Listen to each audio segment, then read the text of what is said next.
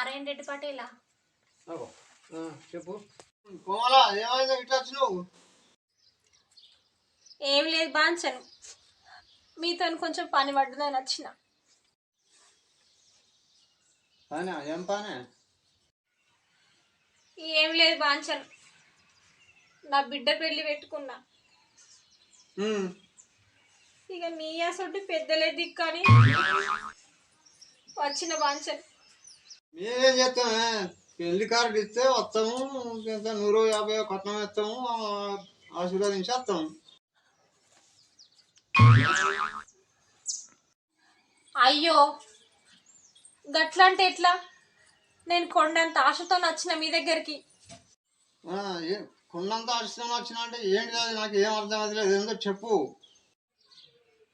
అయ్యో గట్లా అంటే ఎట్లా? కొంత బాగా అడుగుల కోసం వచ్చిన మీ దగ్గరికి. బాక్యా? ఇప్పటికిప్పుడు బాకీ ఏడ దొరుకుతుంది? పంటలు పెట్రోల్ పెడితే అన్నీ ఉండే, పంటలు చేతికి రాకపోయే, ఇప్పటికిప్పుడు ఎట్లా? దీన్ని మంచిగా తీసుకురా.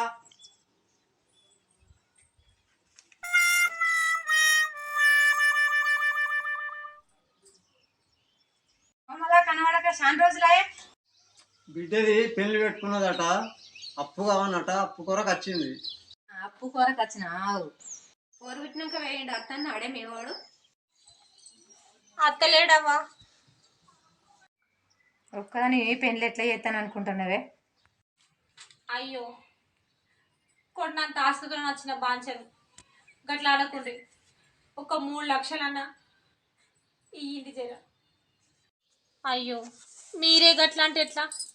గా మాట అనకుండ్రి. పిల్లగాడు మంచి సంబంధం మాకు. ఈ జన్మకు నా బిడ్డకు అసలు సంబంధం దొరకదు. ఎట్లనే చేసి కాయకట్టం చేసి అయినా నేను తీర్పుకుంటా కానీ ఆ మాట రానియకుండ్రి పటేలా మీరు. నువ్వు ఇప్పుడు బిడ్డకు సంబంధం మంచిది అని నువ్వు బాధపడతాను, నేను కాదని అంటలేను. కానీ నువ్వు ఎట్లా వెనకకెళ్ళి ఎట్లా నేర్పుతావు? నీ దగ్గర ఏమున్నది? నేను ఏదో నా శక్తి నాకు అయిన కాడికి చేసి తప్పుడా అన్ని మొత్తం అన్న కాడికి కావాలంటే కావు. అంతవరకు ఏదో ఎంతో చేస్తా నీకు, గింత అని నేను చెప్ప. ఇప్పుడు పెళ్ళి ముచ్చట అప్పుడు వచ్చినావు, ఇప్పుడు భూమి కాయ